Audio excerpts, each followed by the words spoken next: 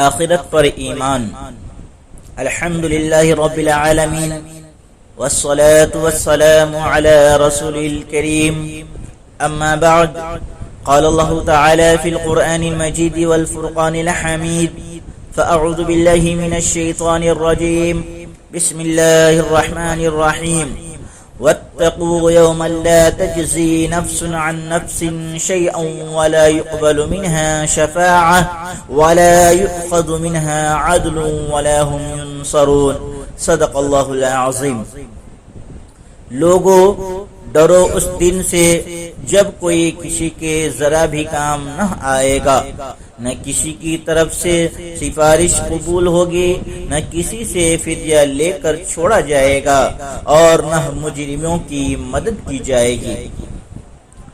دنیا اور اس دنیا کی ساری چیز فنا ہونے والی ہے۔ انسان کو مرنے کے بعد اٹھایا جائے گا اور اس کا حساب و کتاب ہوگا، پھر اس کے عقیدہ اور عمل کے لحاظ سے اس کو جنت کا انعام یا جہنم کی سزا دی جائے گی۔ یہی عقیدہ آخرت ہے۔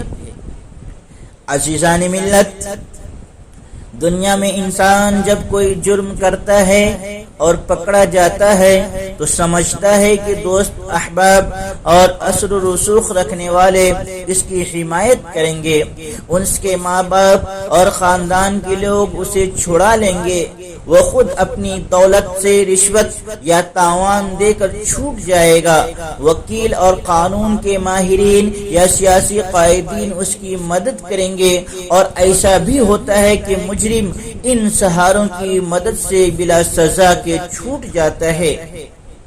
لیکن اللہ کی عدالت اور اللہ کی گرفت ایسی ہے کہ قیامت میں کسی کی مدد، کسی کی سفارش، کوئی فدیہ یا رشوت یا کوئی اور راہ نجات اللہ کے علاوہ نہیں ہوگی۔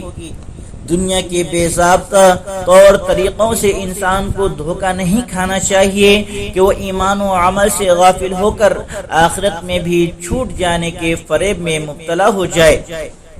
قرآن پاک میں ہے، یا ایھا الناس اتقوا ربکم واخشوا یوما لا یجزی والد عن ولده ولا مولود هو جاز عن والده شیئا ان وعد اللہ حق فلا تغرنکم الحیاة الدنیا ولا یغرنکم باللہ الغرور۔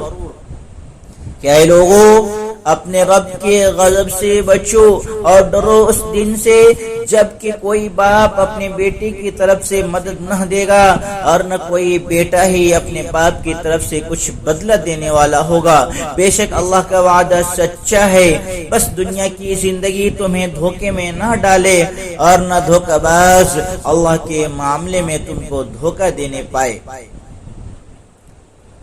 آخرت کا یہ عقیدہ نہایت فطری ہے اور عقل و فہم میں آنے والا ہے۔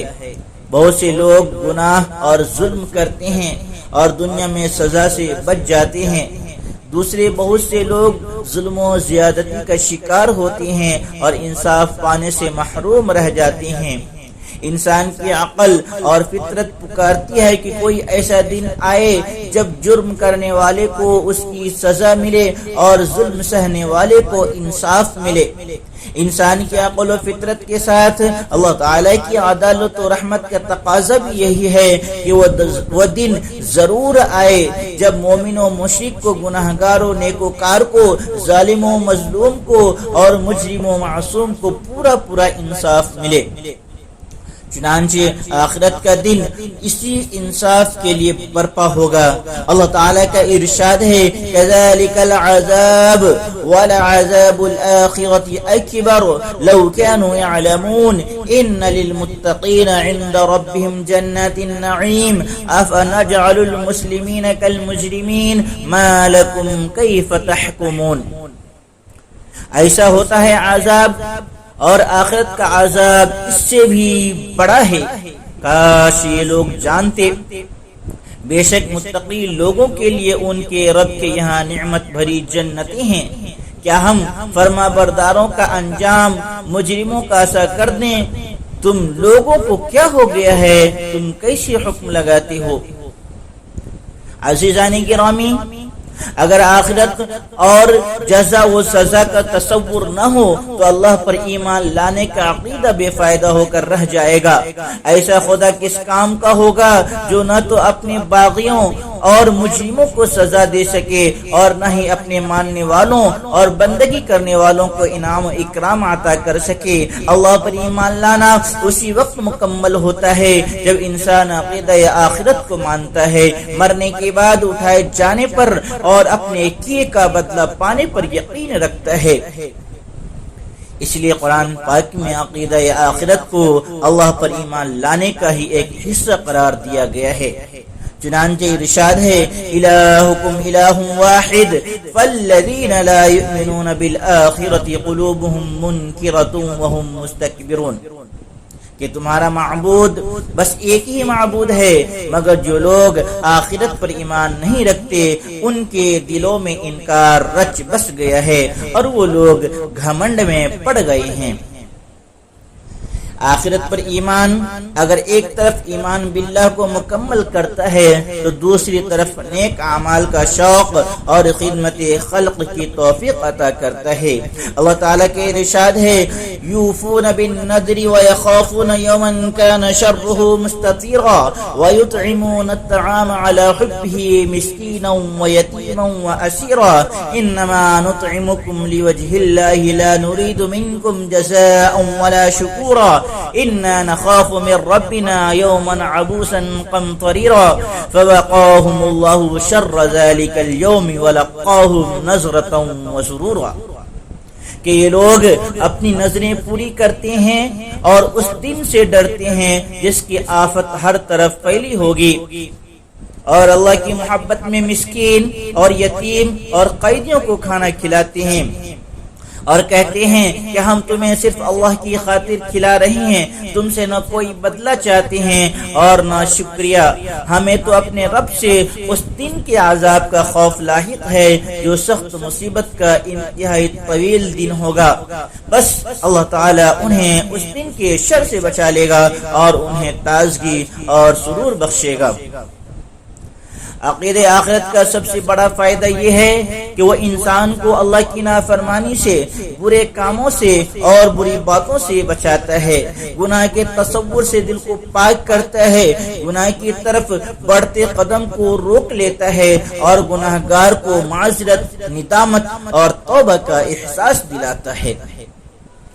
حافظ ابن عساکر نے لکھا ہے کہ ایک نوجوان مسجد کا بڑا پابند تھا، ایک عورت اس پر فریفتہ ہو گئی اور اسے بدکاری کی دعوت دینے لگی، بالآخر نوجوان اس کے چکر میں آ گیا اور اس کے ساتھ گھر کے اندر چلا گیا۔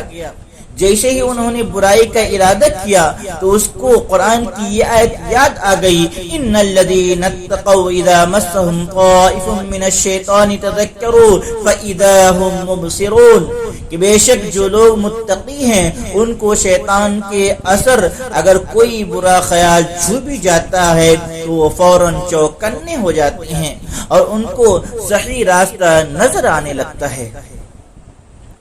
اس آیت کا یاد آنا تھا کہ نوجوان غش کھا کر گر پڑا، جب اسے ہوش آیا تب پھر اسے اپنی حالت اور قرآن کی مذکور آیت یاد آئی، وہ پھر سے بے ہوش ہو گیا اور اسی حالت میں اس نے جان دے دی۔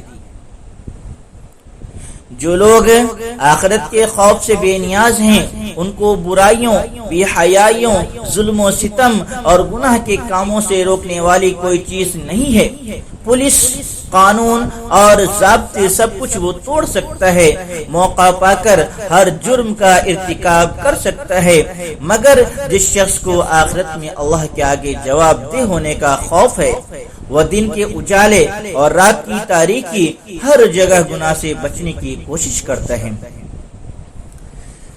جو لوگ آخرت پر ایمان رکھتے ہیں وہ دنیا پرست یا مادہ پرست نہیں ہو سکتے۔ دنیا پرستی اور مادہ پرستی منکرین آخرت کا شیوہ ہے، کیونکہ ان کو اسی دنیا میں سب کچھ حاصل کرنا ہے، اس لیے وہ جائز اور ناجائز ہر طرح سے دنیا کمانے میں لگے رہتے ہیں، جبکہ مومن کو آخرت میں اجر ملنے کا یقین ہوتا ہے، اس لیے وہ دنیا کو آخرت کے اصولوں کی بنیاد پر قبول کرتا ہے۔ قرآن منکرین آخرت کی کی دنیا پرستی کا ذکر اس طرح کرتا ہے وَلَتَجِدَنَّهُمْ أَحْرَصَ النَّاسِ عَلَى حَيَاةٍ وَمِنَ الَّذِينَ أَشْرَكُوا يَوَدُّ أَحَدُهُمْ لَوْ يُعَمَّرُ أَلْفَ سَنَةٍ وَمَا هُوَ بِمُزَحْزِحِهِ مِنَ الْعَذَابِ أَن يُعَمَّرَ وَاللَّهُ بَصِيرٌ بِمَا يَعْمَلُونَ۔ تم ان یہودیوں کو سب سے زیادہ جینے کا حریص پاؤ گے، مشرکوں سے بھی زیادہ حریص۔ ان میں سے ہر شخص 1000 برس جینے کی خواہش رکھتا ہے، حالانکہ یہ لمبی عمر اسے عذاب سے دور نہیں کر سکتی۔ اللہ ان کے اعمال کو دیکھ رہا ہے۔ عیسائیوں کا عقیدہ یہ ہے کہ حضرت عیسیٰ علیہ السلام صلیب پر چڑھ کر ان کے گناہوں کا کفارہ بن گئے ہیں، اب وہ جو چاہیں کریں۔ حضرت عیسیٰ علیہ السلام کے طفیل سزا سے بچ جائیں گے۔ مسلمانوں میں بھی نادان لوگوں نے یہ سمجھ لیا ہے کہ وہ جو چاہیں گناہ کریں، حضور صلی اللہ علیہ وسلم اپنی ہر امتی کی شفاعت کریں گے۔ اگر ہر مجرم کی خواہ اس نے کتنے ہی گناہ کیے ہوں حضور صلی اللہ علیہ وسلم شفاعت کریں گے، تو جزا اور سزا کا جو قانون حضرت محمد مصطفیٰ صلی اللہ علیہ وسلم لے کر آئے ہیں وہ بے معنی ہو کر رہ جائے گا۔ بے شک رسول پاک صلی اللہ علیہ وسلم اپنی امتی کی شفاعت کریں گے، مگر انہی لوگوں کی کریں گے جن کے بارے میں اللہ تعالیٰ کا ارشاد ہے وَخَشَعَتِ الْأَصْوَاتُ لِلرَّحْمَنِ فَلَا تَسْمَعُ إِلَّا هَمْسًا يَوْمَئِذٍ لَا تَنفَعُ الشَّفَاعَةُ إِلَّا مَنْ أَذِنَ لَهُ الرَّحْمَنُ وَرَضِيَ لَهُ قَوْلًا۔ قیامت کے دن آوازیں رحمان کے آگے پست ہو جائیں گی، ایک سرسراہٹ کے سوا تم کچھ نہ سنو گے۔ اس روز شفاعت کارگر نہ ہوگی الا یہ کہ رحمان جس کو اجازت دے اور اس کی بات سے راضی ہو۔ مختصر یہ ہے کہ آخرت دنیا کا حاصل اور نتیجہ ہے۔ آخرت میں کامیاب ہونے کے لیے دنیا میں انسان کو ایمان اور عمل صالح سے آراستہ ہونا چاہیے۔ اللہ تبارک و تعالی ہمیں عذاب آخرت سے محفوظ رکھے، آمین۔ وآخر دعوانا ان الحمد للہ رب العالمین۔